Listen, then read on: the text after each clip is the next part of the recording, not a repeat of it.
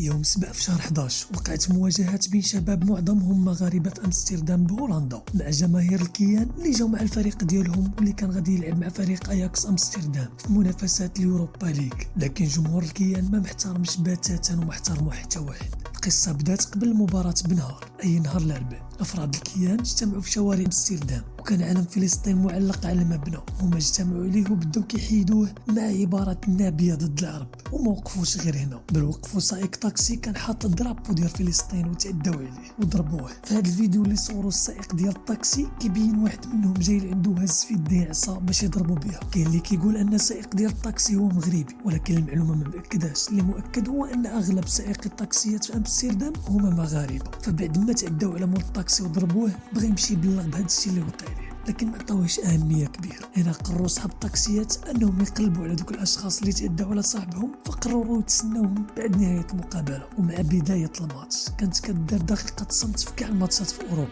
تضامنا وحدادا على ضحايا الفيضانات في فالنسيا باسبانيا. لكن جماهير الكيان كان لهم راي اخر. في الوقت اللي كل شيء كان ساكت فيه ومحترم، هما ما سكتوش ضد في اسبانيا لانها كتدعم القضيه وقاطعه العلاقات مع الكيان. فما احترموش دقيقه الصمت، بقاو كيردوا عباره النابيه ضد العرب وكيسبوا في العرب وفي الاطفال اللي توفاو. وهذا الشيء اللي زاد كميه الحقد ديال الناس اليوم. بزاف ديال الناس كانوا كيتسناوهم غير امتى يخرجوا من الماتش باش يتفاهموا معاهم. جماهير الكيان مع خرجوا من الماتش لقاو العشرات الاشخاص كيصينوهم برا، كيتسناو غير الفرصه باش ينقضوا عليهم لانهم ما عجبهمش كيفاش تصرفوا، كيفاش ما احترموش دقيقه الصمت ولا حتى العبارات اللي كانوا كيردوا. حتى موالين الطاكسيات واللي كان عددهم كبير فمع سالا الماتش هجموا عليهم، الشيء اللي خلى مشجعي الكيان يتفرقوا ويهربوا. والناس تابعينهم كانوا فين ما كيلقاو شي واحد كيعرفوا انه مشجع الكيان كيسلخوه. كانوا كيدوا لهم جواز السفر ديالهم، واللي واحد فيهم من بعد ما حيدوا له الجواز ديالو لقاوه منتسب للجيش الاسرائيلي. وكانوا كيهربوا منهم وسط القنوات المائيه لان امستردام فيها القنوات المائيه كثير. كما غادي تشوف في هذا الفيديو واحد من الكيان نقز وسط القنوات المائيه والشاب المغربي تبعو كيقول لي قول في فلسطين وخليك حتى قالها.